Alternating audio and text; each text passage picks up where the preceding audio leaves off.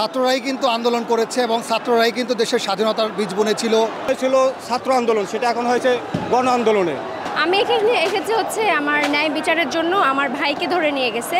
আপনি দেখবেন যে ছাত্ররা কখন রাজপথে নেমে আসে।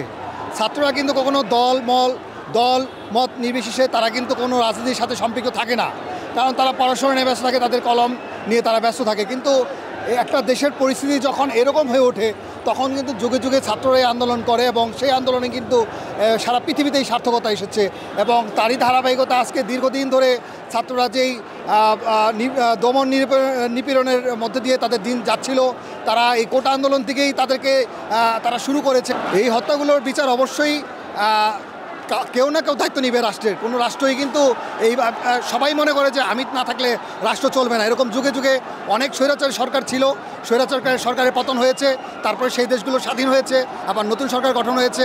এবং যদি অন্যায়ভাবে কেউ হত্যা করে থাকে, আমরা দেখেছি এখন ডিজিটাল যুগ, আমরা দেখেছি অনেকগুলো হত্যারই কিন্তু একদম ফুটেজ সহকারে প্রমাণ রয়েছে যে ডাইরেক্ট শ্যুট করে হত্যা করা হচ্ছে। এটা কিন্তু কোনো স্বাধীন বা গণতান্ত্রিক রাষ্ট্রের কাম্য নয় এবং এটার অবশ্যই ন্যায় বিচার হবে এবং হতেই হবে।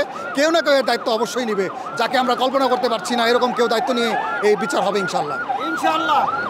আমাদের একটা দাবি, এক দফা দাবি হচ্ছে শেখ হাসিনার পদত্যাগ। এই যেটা প্রথমে ছিল ছাত্র আন্দোলন, সেটা এখন হয়েছে গণ আন্দোলনে। যেটা শেখ হাসিনা পদত্যাগ ছাড়াই বাংলার মানুষ এখন আর ঘরে ফিরে যেতে চায় না।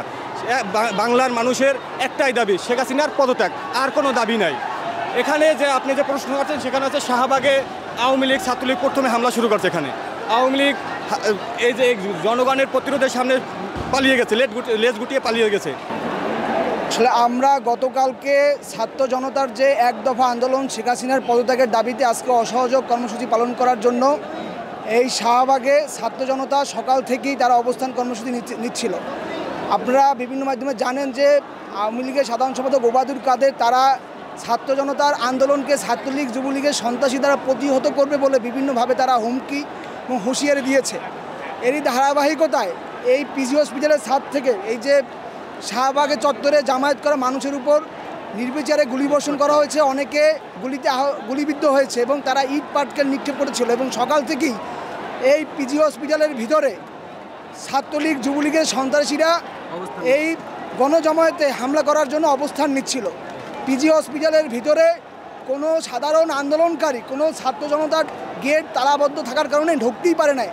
তাহলে কিভাবে আমাদের প্রশ্ন, তাহলে কিভাবে এখানে এই অগ্নিকাণ্ডটা ঘটলো? এবং অগ্নিকাণ্ড প্রত্যেকটা মেডিকেলের ভিতরে তাদের নিজস্ব ফায়ার ব্রিগেড ব্যবস্থা থাকে, কিন্তু তারা কেন এই অগ্নিকাণ্ড নির্বাপনের কোনো ব্যবস্থা নিল না? এখন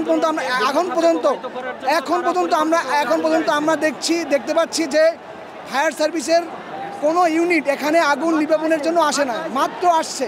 আমি এখানে এসেছি হচ্ছে আমার ন্যায় বিচারের জন্য। আমার ভাইকে ধরে নিয়ে গেছে। আমার ভাই অসুস্থ। যেই দিন হচ্ছে মিরপুরের মেট্রো রেলের ব্রিজে আগুন দেওয়া হয়েছিল, সেদিন আমার ভাই, সেদিন থেকে আমার ভাই হচ্ছে শালতে চাকরি করে।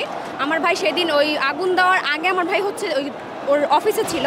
ওইখান থেকে আমার ভাই এগুলো দেখে ভয় পেয়ে বাসায় আসে। 4 দিন যাবত আমার ভাই অসুস্থ ছিল, কিন্তু আমার ভাই সেদিন অসুস্থ, আমি ভাত খাইয়ে দিয়েছি। আমার ভাই নিচে নেমেছিল ওষুধ নেওয়ার জন্য, পুলিশ তাকে ধরে নিয়ে আসছে এবং শুধুমাত্র ধরে নিয়ে আসে নাই, তাকে নিয়ে তাদের জিআই পাইপ দিয়ে পিটায় রাস্তায় শোয়ায় ফেলা হয়েছে। আমরা পুলিশের কাছে গেছি, আমরা কথা বলতে গেছি, ওরা কুকুরের মতো ব্যবহার করছে আমাদের। ওরা অনেক বিশ্রী ব্যবহার করছে। আমার ভাইকে আমরা ছাড়াইতে পারিনি। আজকে 17 দিন যাবত আমার ভাই জেলে বন্দী।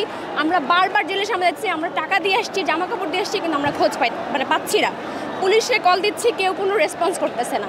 এটা কখনো একটা দেশের ন্যায় বিচার হইতে পারে না। আমরা পাচ্ছি না, আমরা জানি না আসলে আমার ভাই কোথায়, এখানে আছে না কেরানীগঞ্জে, না হচ্ছে কাশিমপুরে, কোথায় আমরা জানি না। আদৌ সে আছে কিনা সেটা আমরা জানি না। এটা আমাদের জানতে হবে, এটা অবশ্যই আমাদের জানার অধিকার আছে।